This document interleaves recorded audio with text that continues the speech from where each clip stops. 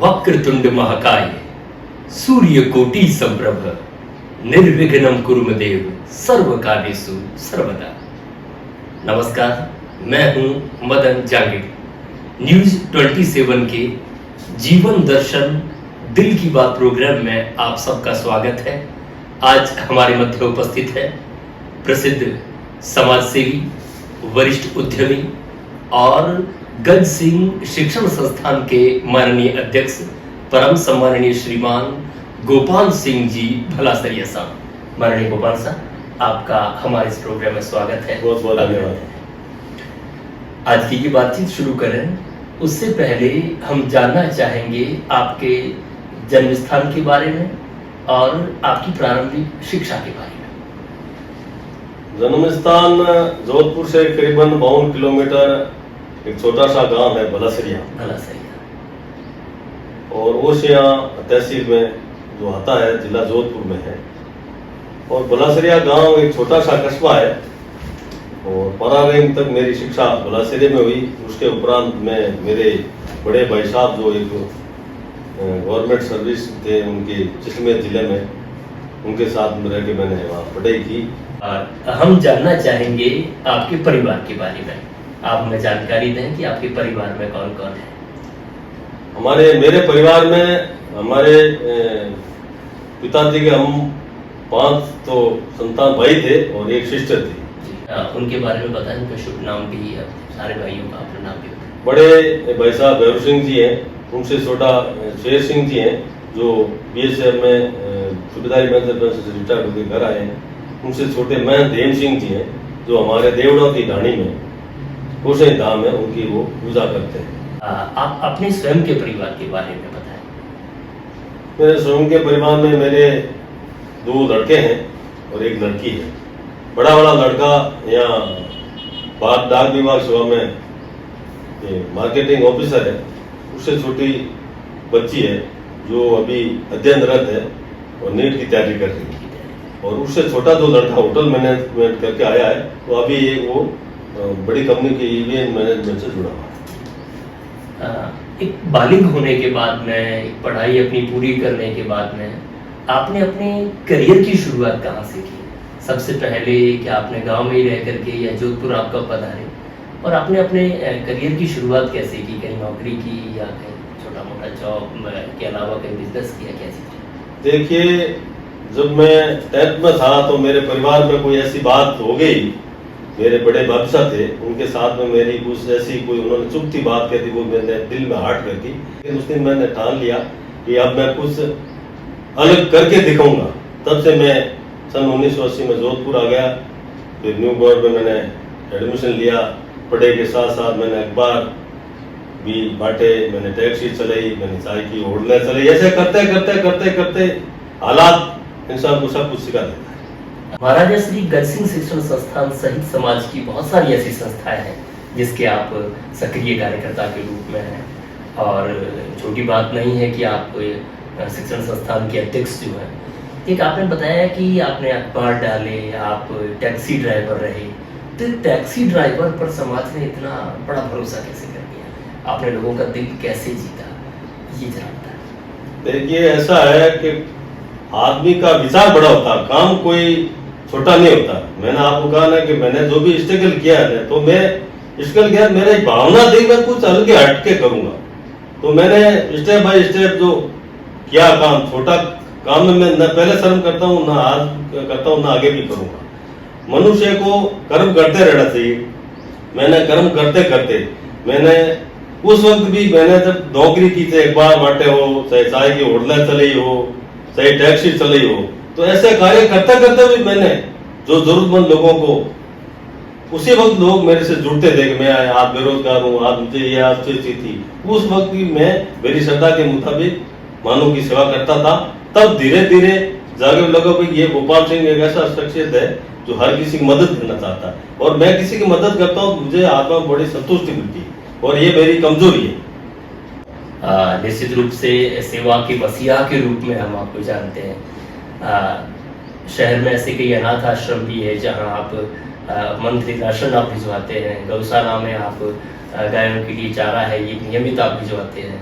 अपना जन्म दिवस जो है विशेष रूप से आप जाकर के ऐसे सेवा कार्यक्रम एक सेवा दिवस के रूप में आप मनाते हैं, तो ये प्रेरणा अथवा इससे आप क्या बताना चाहते हैं? क्या लोग इससे प्रेरणा लें या केवल आप अपने दिखावे के लिए ये चीजें करते हैं? कैसे? नहीं, पहली चीज तो मैं आपको बता दूं, मैं आज दिन तक देखा है वो काम नहीं किया है, न करूंगा। आज भी मैं कभी भी, आप देख लीजिए, मैं कभी भी जन्मदिन का सोशल मीडिया के अखबार में नहीं करता हूँ। मेरी 3 संतान है, मेरी शादी की सालगिरह है या मेरे माता पिता की जो पुण्यतिथि है, किसी भी अवसर पर मैं चुपचाप हमेशा क्षत्रिय संस्कार के, सनातन धर्म के संस्कार के अनुरूप मैं हमेशा अनाथ आश्रम, गौशाला या जरूरतमंदों की सेवा में विश्वास करता हूँ, उससे मुझे खुशी होती है। और मैं लोगों में, समाज में भी ये प्रेरणा और लोगों से निवेदन करता हूँ कि ये जो आप इंग्लिश कल्चर में जो आप जो केक काटते हैं, दुनिया भर का दिखावटी करते हैं, शो करते हैं, मैं उसके सख्त खिलाफ हूँ। और मैं प्रयास रहता हूँ कि ज्यादा से ज्यादा सनातन धर्म के हिसाब के, क्षत्रिय संस्कार के अनुरूप अपने बच्चों के शादी की सालगिरह पर जरूरतमंदों की उनकी सेवा करें और पेड़ पौधे लगावें, गौशाला की सेवा करें। और मैं ऐसा प्रयास करता हूँ, काफी मेरे प्रयास ऐसा समाज में बदलाव भी मैं देख रहा हूँ, सकारात्मक बदलाव भी आया है। हम अपनी सभ्यता से जुड़े रहे, हम अपनी संस्कृति से जुड़े रहे, हम अपनी परंपरा और प्रकृति से जुड़े रहे, ऐसा संदेश आप देना चाहते हैं। सेवा करते करते कभी या किसी प्रकार का ये सामाजिक कार्य करते हुए कभी ऐसा किसी काम पे आपको प्राउड फील हुआ हो कि मुझे अपने आप पर गर्व है, मैंने ये काम किया, ऐसा कोई वाक्य यदि आपको याद है तो आप हमारे दर्शकों को जरूर बताएं। नहीं, देखिए साहब, ऐसा तो दर्शक तो नहीं है। और रही बात यह कि मैं जो भी करता हूँ ना, तो मैं निमित्त परमपिता परमेश्वर और आशापुरी की ही करवाती है। मेरी कोई औकात नहीं है, न मैं ऐसा कभी सोचता हूँ ये मैंने किया। मैं आज भी आपके माध्यम से लोगों से ये अपील करता हूँ कि आप, ईश्वर ने आपको सक्षम बनाया है तो जरूर निस्वार्थ लोगों की सेवा कीजिए और अपने नाम से खुद मत कीजिए। जो भी है, मैं आज भी कोई दान पुण्य करता हूँ तो मेरा स्वयं का नाम नहीं लिखाता हूँ और न कभी लिखाऊंगा, क्योंकि सब कुछ देने वाला परमपिता परमेश्वर है, ठाकुर जी है। मेरी क्या औकात है कि मैं सेवा करूं, लेकिन मेरी भावना है, मेरी एक अंतरात्म इच्छा है कि मैं इस संसार छोड़ने से पहले ऐसा कार्य करूं जो दुनिया मुझे सदा याद रखे। याद करें, कबीरदास जी का दुआ है कि कबीरा जब हम पैदा हुए तो जग हंसा हम रोए, और करनी ऐसी कर चलो कि हम हंसे जग रोए। आप शायद उनके अनुयायी हैं, इस वजह से ऐसा बात कह रहा था मैं आपसे कि ऐसा सुना हमने आपके मुख से कि जब आप गांव से यहाँ जोधपुर शहर पधारे तो केवल आपके बदन पे जो कपड़े पहने हुए थे केवल वही अपने साथ में लेकर के आए, और आज आपने इतना बड़ा, चाहे प्रॉपर्टी के क्षेत्र में हो, चाहे आप इवेंट के जो कार्य कर रहे हैं इन क्षेत्रों में हो, बड़ा एम्पायर आपने जो खड़ा किया। इसको लेकर के कोई ऐसी प्रेरणादायक कोई घटना जो आप हमारे इस चैनल के माध्यम से हम जन को बताना चाहें, जिस घटना से आपको सीख मिली हो, ऐसी कोई घटना? घटना तो ऐसी मैंने बताया ना कि कोई आदमी परिवार में कोई ऐसी बात बोल देता है जो दिमाग आत्मा में घर कर जाती है या ठेस पहुंचती है, उसी को प्रेरणा मान के मैंने माँ स्वरूपा शक्तिमान आशापुरा जी को साक्षी मान के, और वो मेरे आज साक्षी हैं, और मेरे इस जीवन में माँ आशापुरा और परमपिता ठाकुर जी के और बालाजी के अलावा कोई सहारा नहीं है। मैं उन्हीं को वोट मानता हूँ और वो ही मुझे प्रेरणा देते हैं और उन्हीं की प्रेरणा से मेरा जीवन चल। गांव में जमीन की, खेती बाड़ी की चीज़ों की कोई कमी नहीं है, आपके परिवारजन बाकी जो है वो खेती पर निर्भर है वहाँ। तो यहाँ शहर आकर के कभी कोई ऐसा वाक्य जिससे आप कभी बहुत ज़्यादा परेशान हुए हो कि हम गांव में ठीक थे, कहाँ आकर के इस समझदारी की दुनिया में यार कहाँ आकर के इन चीज़ों को परेशान हो गए, कभी ऐसा कोई विषय आपके सामने आया? नहीं, ऐसा तो मेरे जीवन में नहीं आया। वो इसलिए नहीं आया कि मैं समय समय पर मेहनत परिश्रम करता गया, स्ट्रगल करता गया। माँ आशापुरा जी मेरे आशीर्वाद के अनुरूप में आगे बढ़ता रहा और कभी कोई काम में मैंने शर्म महसूस नहीं की और न करूंगा, कभी पीछे मुड़ के नहीं दूंगा। मैं मेरे कार्य प्रणाली पे विश्वास करता हूँ, कर्म पे विश्वास करता हूँ। फल देना ठाकुर जी के, माँ आशापुरा के हाथ में। मैं कोई उसी वो नहीं, ये नहीं कि मैं परिश्रम करूँ तो मुझे ये मिले वो मिले। मुझे टाटा बिरला नहीं मिलना है। मेरे माँ आशापुरा की, ईश्वर की, ठाकुर जी की कृपा से जो इंसान के जीवन में जो होना चाहिए वो आज सब कुछ है। मकान, गाड़ी, इज्जत, शोहरत, सर्कल। तो और दुनिया मेरे को क्या चाहिए? मैं तो ये कहता हूँ आपके इस चैनल के माध्यम से, पैसा सबसे बड़ा सुख नहीं है। पैसा के हिसाब, पैसे से आदमी भी बड़ा नहीं होता है। आदमी बड़ा होता है अपने कर्मों से, विचारों से। और कर्मों को, विचारों को देखते हुए मैं इस संसार में सबसे सुखी आता हूँ। सबसे सुखी अपने आप को आप पाते हैं। बिल्कुल। हम पूछना चाह रहे थे आपसे कि सवाल लगभग काफी धारा प्रवाह सारे सवालों का उत्तर दे रहे हैं मुझे। जब कभी आप खाली होते हैं, जब आपके पास और कोई कामकाज नहीं होता, उस दौरान आप क्या करते हैं? कोई गाने सुनना या कोई भजन इत्यादि सुनना, अपना टाइम पास, मतलब उस दौरान आप कैसे करते हैं जब आप खाली होते हैं? पहली चीज तो माँ आशापुरा के आप सबों के सहयोग से मैं खाली होता ही नहीं हूँ। और अगर होता हूँ तो मैं सिर्फ और सिर्फ यही माता जी से और ईश्वर से प्रार्थना करता रहता हूँ कि मुझे गौ सेवा के लिए मैं प्लान बनाता रहता हूँ। जो बेरोजगार है उसको रोजगार कैसे मिले। अभी जो फिलहाल मैं अभी काफी दिनों से चिंतित हो रहा हूँ, जो गर्मी को देखते हुए। मैं ये जो लोकसभा रिजल्ट के चुनाव के बाद में मैं काफी लोगों को 36 को इकट्ठा करके मैं मुहिम चलाऊंगा तो ज्यादा से ज्यादा वृक्षारोपण करे, जिससे जो प्रदूषण है वो कम हो, गर्मी का जो तापमान कम हो, जिससे बरसात अच्छी हो, पशु पक्षी का जीवन बच सके। मतलब सकारात्मक सोच रख के मैं कुछ ऐसा कदम करूंगा। घर घर से मैं निवृत्त हो गया, बच्चे परिवार सब में दाल रोटी का जुगाड़ है और करने वाली माँ आशापुरा ईश्वर कर रही है, आगे भी वही करेंगे। अब मैं सिर्फ ये करूंगा कि ज्यादा से ज्यादा मेरे परिश्रम से परोपकारी काम ऐसा करूं। जैसे सपोज करो, ये तो अभी कुछ भी नहीं है, मेरे सपने बहुत बड़े बड़े हैं परोपकारी, मेरे खुद के कुछ के लिए नहीं। और दर में मैं नाम कमाना चाहता हूँ। नाम माँ आशापुरा ईश्वर का दिया हुआ बहुत है, वही आगे नाम आज बढ़ाए और आगे भी वही बढ़ाएंगे। मैं तो अपना कर्म करना चाहता हूँ। मैंने आपको कहा ना कि व्यक्ति इस दुनिया में आया है तो जाना सबको है, लेकिन जब जावे, देखिए परिवार के लोग हैं या भाई बंधु हैं, वो तो क्या है कि जब अपने इस दुनिया छोड़ेंगे तो उनको स्वार्थ की याद आएगी। अच्छे खाता था, कमाता था, ये होता था, वो होता था। मेरी सोच या मेरी भावना ये, मैं ईश्वर से ये प्रार्थना करता हूँ मुझे इस लायक बनाए तो मैं ऐसा परोपकारी कार्य करूं ताकि लोग ये सोचे। और मेरी ये माँ से प्रार्थना है कि मैं जब इस दुनिया छोड़ के जाऊं तो जो अपने जो सनातन धर्म में बात देने की जो प्रवृत्ति है ना, तो सैकड़ों लोग मुझे उस दिन याद करें कि कोई ऐसा एक शख्सियत थी।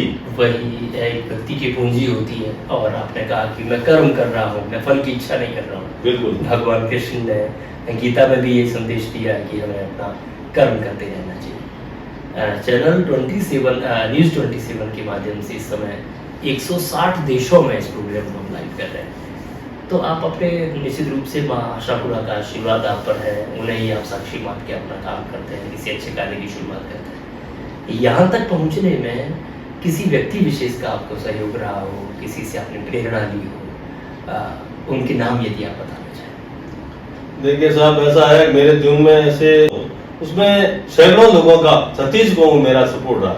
मेरा कहने का मतलब ये है कि मैं किसी के पास में मेरी जो बात लेके गया या बात रखी तो हर आदमी ने मेरे विचारों को, मेरे व्यक्तित्व में विश्वास करके मेरा उन्होंने समर्थन किया है।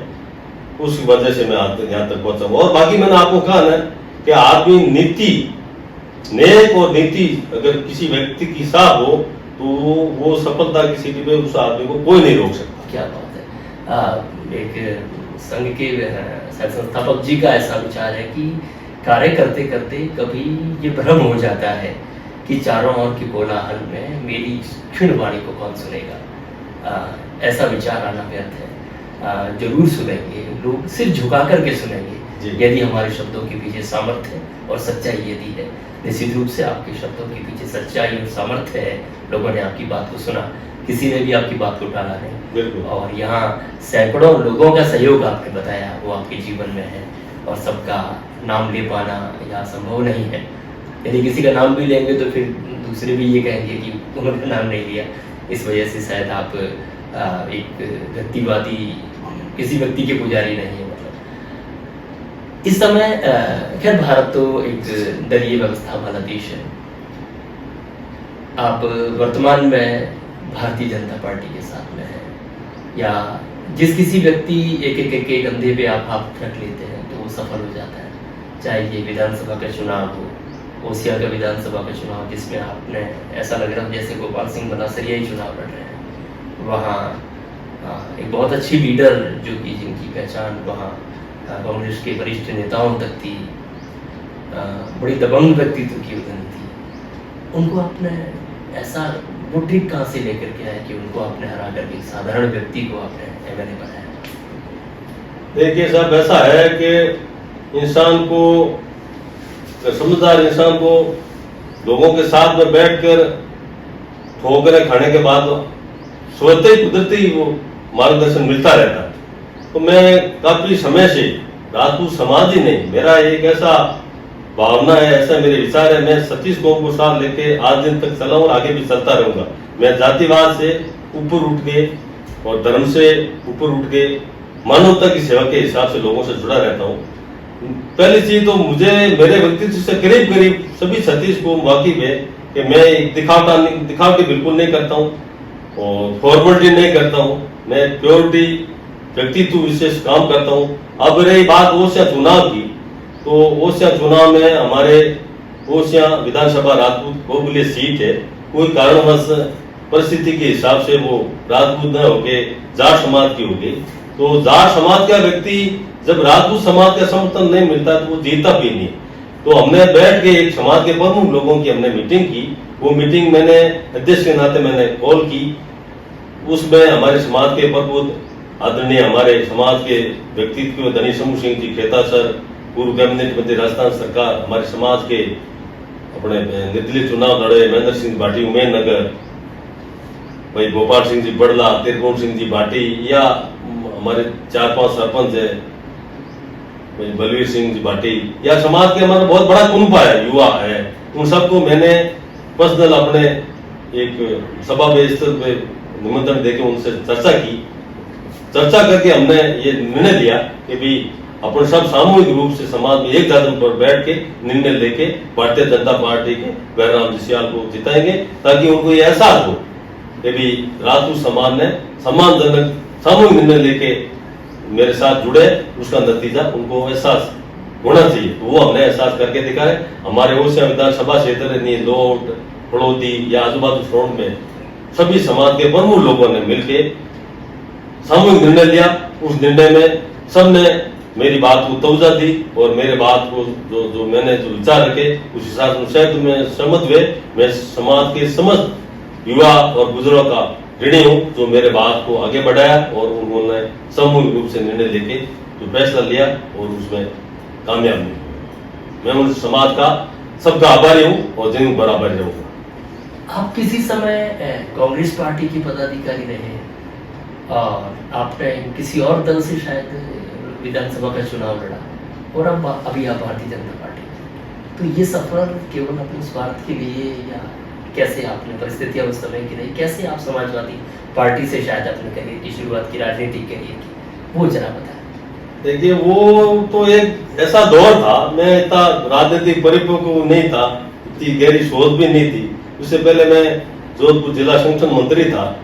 तो कोई कारणवश कांग्रेस पार्टी का था, कोई कारणवश हमारे यूपी के जो समाज के वरिष्ठ उद्योगपति जो अमर सिंह जी, जो आपने नाम सुना होगा, अमर सिंह जी एक ऐसी हस्ती थी जो भारत की 3 बार सत्ता बदलने की वो हैसियत रखते थे। वो कारणवश कोई जोधपुर पधारे तो हमने उनका वेलकम किया था क्षत्रिय समाज की तरफ से। तो वेलकम का उसका कमेटी का अध्यक्ष मैं था।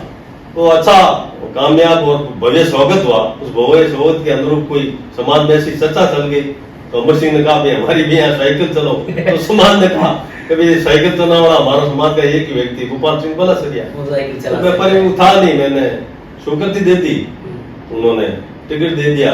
मैंने कमिटमेंट किया कि मैं चुनाव तो लड़ लूंगा लेकिन आपको भी आना पड़ेगा, अमिताभ बच्चन को लाना पड़ेगा।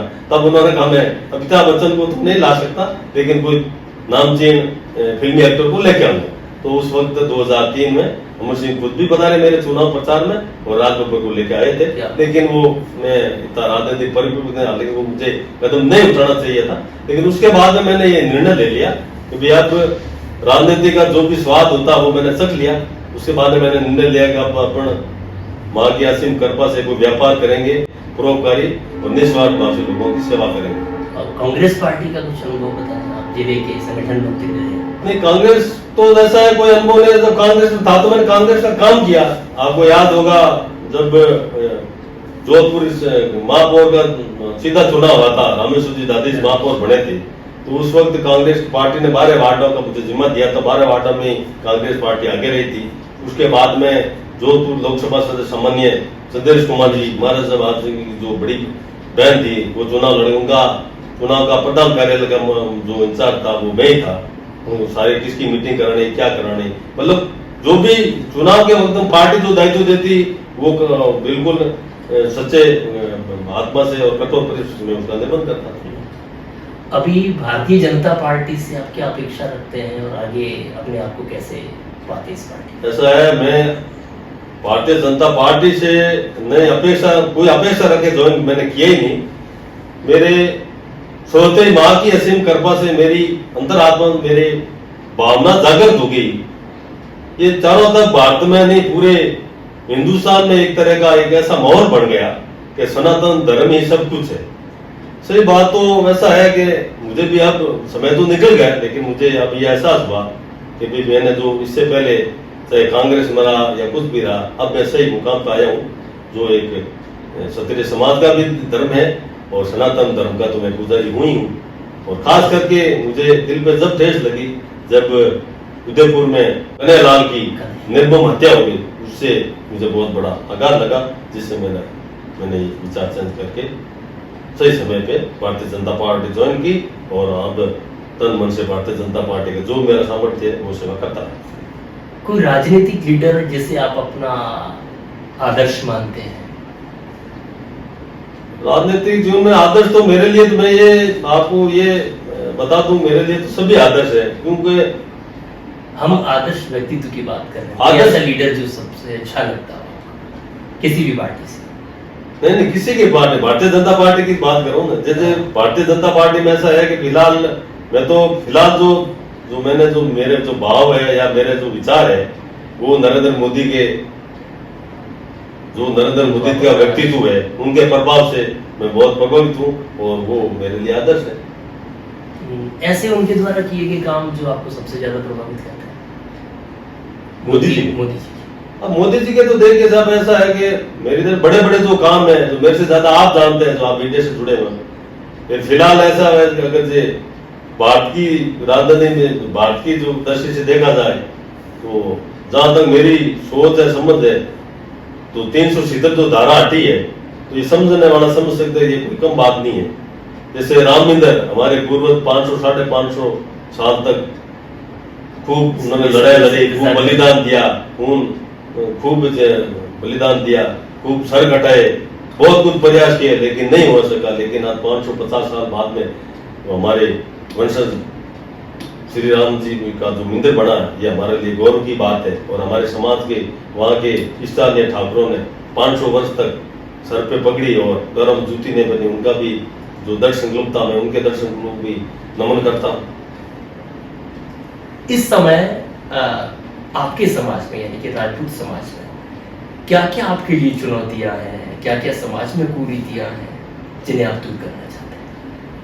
हमारे समाज में देखिए साहब, करीब करीब काफी कुरीतियां थी, काफी जहां तक मैं समझ पा रहा हूँ निस्तारण कर लीजिए। काफी निशान के लिए कोई एक समय था जिसमें शादियों में दारू का बहुत ज्यादा पसंद था, वो कम हो गया। जो नॉनवेज था वो कम हो गया, टीका प्रथा कम हो रही। जैसे मैं आपको बताऊं, जैसे मैं ओसिया का महाराजा श्री कृष्ण शिक्षा अध्यक्ष हूँ, तो हमने वहाँ एक शिक्षा न्याय की शुरुआत की जो बड़े लेवल पे तक पहुंची है कि भी चाहे तो किसी का जन्मदिन हो तो श्रद्धा अनुसार शिक्षा न्याय दो, चाहे शादी ब्याह हो या कोई ऐसा प्रोग्राम हो जीवन में, वो शिक्षा न्याय देना अनिवार्य कर दिया। तो शिक्षा न्याय का जो राशि आती है वो हम जो समाज के छात्र या छात्रा जो पढ़ने में टैलेंट है और वो आर्थिक दृष्टि से कमजोर है तो हम उनकी परीक्षा लेके उनकी प्रारंभिक से लास्ट तक जो भी उनके जीवन में पढ़े, जो चाहे इंजीनियर, डॉक्टर या कोई भी बढ़नी जगह RS RS, तो उनका सारा खर्चा हम हमारी संस्था शिक्षा निधि से उनको देती है।